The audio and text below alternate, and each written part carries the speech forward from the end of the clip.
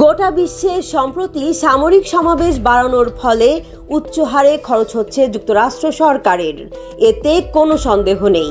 এ নিয়ে দেশের ভেতরেই সমালোচনার শিকার হচ্ছে ট্রাম্প প্রশাসন। এমনকি ট্রাম্প প্রশাসনই যুদ্ধ ও শান্তি ভিত্তিক দুটি দলে ভাগ হয়ে গেছে। শুধু মধ্যপ্রাচ্যে এক হুথির পেছনেই তো কারি কারি অর্থ চলে যাচ্ছে মার্কিন ভান্ডারের। এর মধ্যে এক নিমিষেই জলের তলে চলে গেল ৬ কোটি মার্কিন ডলার। হুথিকে মোকাবিলায় লোহিত সাগরে অবস্থিত বিমানবাহী রণতরী ইউএসএস হ্যারি এস ট্রুম্যান থেকে পড়ে গেছে একটি যুদ্ধ বিমান। ঘটনা ঠিক এরকম যে রণতরীর ক্রুরা যখন FA-18 সুপার হর্নেট ফাইটারটি হ্যাঙ্গার বেতে টেনে নিয়ে যাচ্ছিলেন, তখন উপকূল থেকে হুথিরা ড্রোন ও ক্ষেপণাস্ত্র হামলা চালায়।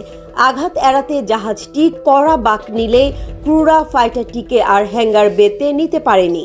ফলে যা হবার তাই হলো, যুদ্ধ বিমানটি সাগরে পড়ে গেল। দুর্ঘটনার সময় সুপার হর্নেট বিমানটির পাইলট সিট থেকে এবং ছোট ট্রাক্টরে থাকা ক্রুরা লাফিয়ে নেমে পড়েন। বিমান ও ট্রাক্টর সাগরে পড়ার আগেই তারা নেমে যেতে সক্ষম হন। মার্কিন নৌবাহিনী জানিয়েছে এক নাবিক সামান্য আহত হয়েছেন। বিমানটি স্ট্রাইক ফাইটার স্কোয়াড্রন 136 এর অন্তর্ভুক্ত ছিল এবং ইয়েমেনে হুথিকে লক্ষ্য করে চালানো বিমান হামলায় অংশ নিত। যুদ্ধ বিমানগুলোতে সাধারণত হ্যাঙ্গার ডেকের চারপাশে টেনে নিয়ে যাওয়া হয়। উড্ডয়নের কার্যক্রম বা অন্য কাজের জন্য সেগুলোকে নির্দিষ্ট জায়গায় রাখা হয়। ফাইটারটি উদ্ধারের কোনো চেষ্টা হবে কিনা তা স্পষ্ট নয়। ঘটনাটি তদন্তাধীন বলে জানানো হয়েছে মার্কিন নৌবাহিনীর পক্ষ থেকে।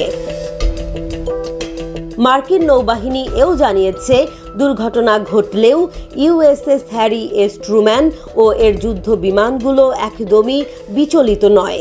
তারা বরাবরের মতোই ইয়েমেনের ভূখণ্ডে হুথিকে লক্ষ্য করে বিমান হামলা এবং লোহিত সাগরের উপকূলে অবস্থান নেয়া হুথির বিরুদ্ধে রণতরী থেকে গোলাগুলি চালিয়ে যাবে।